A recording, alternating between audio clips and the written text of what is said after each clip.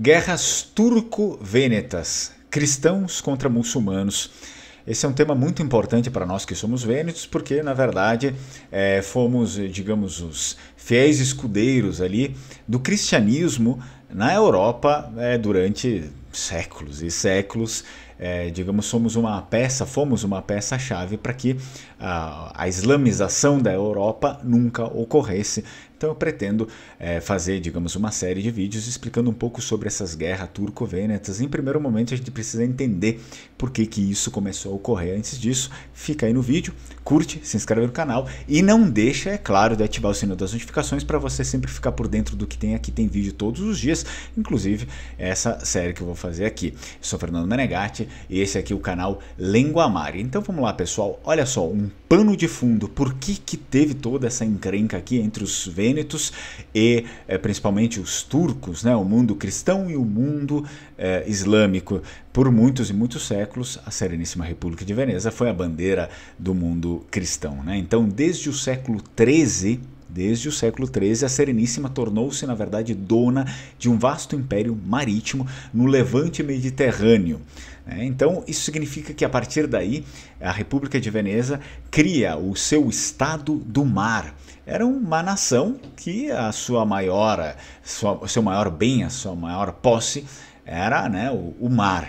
Enfim, como você sabe. Então foi estabelecido em parte às custas de possessões que os vênetos fizeram aí do Império Bizantino, que já estava moribundo fazia aí alguns séculos, né? Então, na segunda metade do século XIV, a expansão dos turcos, os turcos otomanos, eu não preciso lembrar vocês que eles são, enfim, são islâmicos e tal, os turcos otomanos tinha sido essencialmente baseada em terra, a expansão dos turcos. E embora a nova potência oriental constituísse um perigo muito grande aí para os empórios costeiros bizantinos e para as rotas comerciais interiores, a falta de poder naval turco não representava assim, uma ameaça tão grande para os vênetos. Então eles eram ainda muito pobres, né, digamos assim, com a sua força naval. E os vênetos não tinham tanto medo deles nesse período aqui, apenas o Império Bizantino.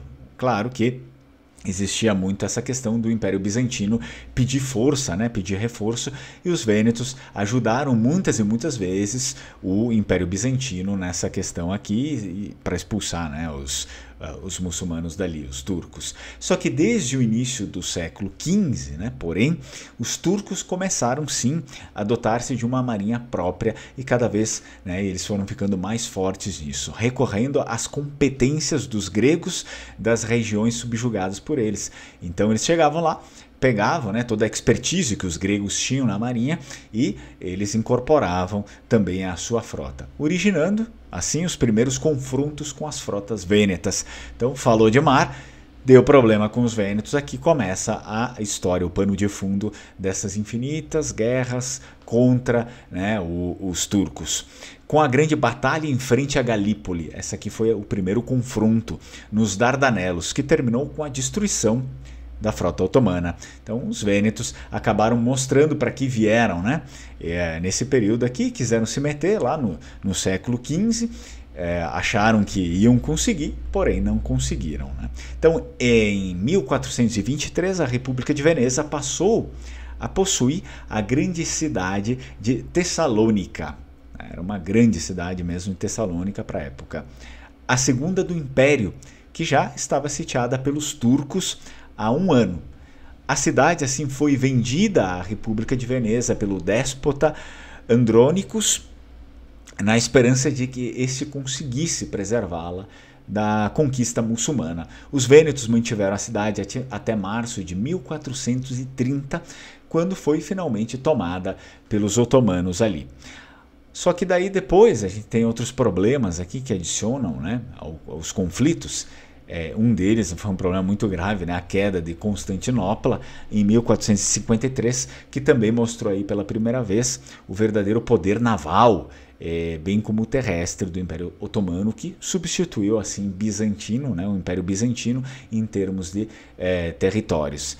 E ali a República de Veneza, embora aliada até o fim ao moribundo já, né, Império Romano do Oriente, após a queda da antiga capital imperial, rapidamente, e eu até adicionaria estrategicamente, né, se mostrou ali, enfim, né, aberta a diálogos com os novos senhores do Oriente, que era o Império Otomano.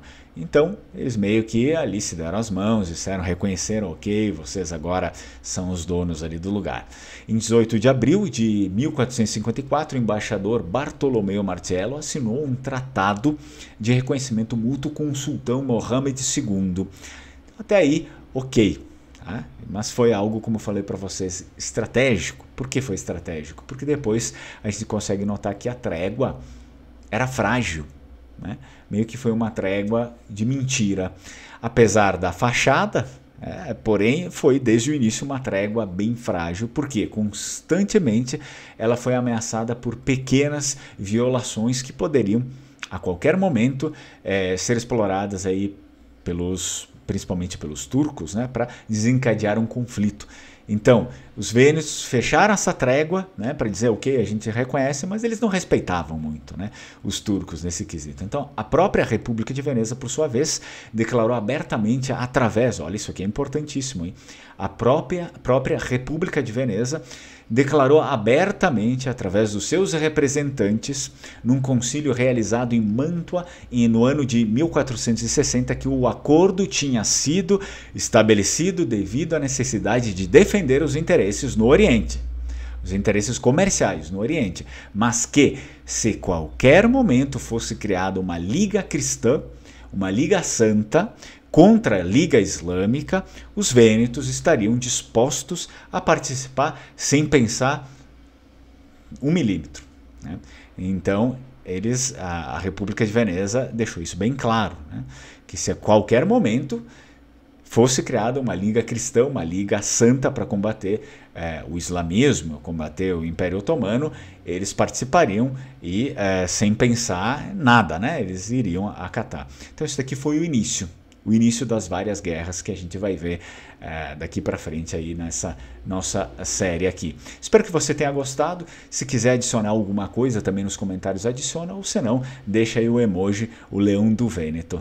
Vi ringrazio una muccia, Strucon, ciao ciao.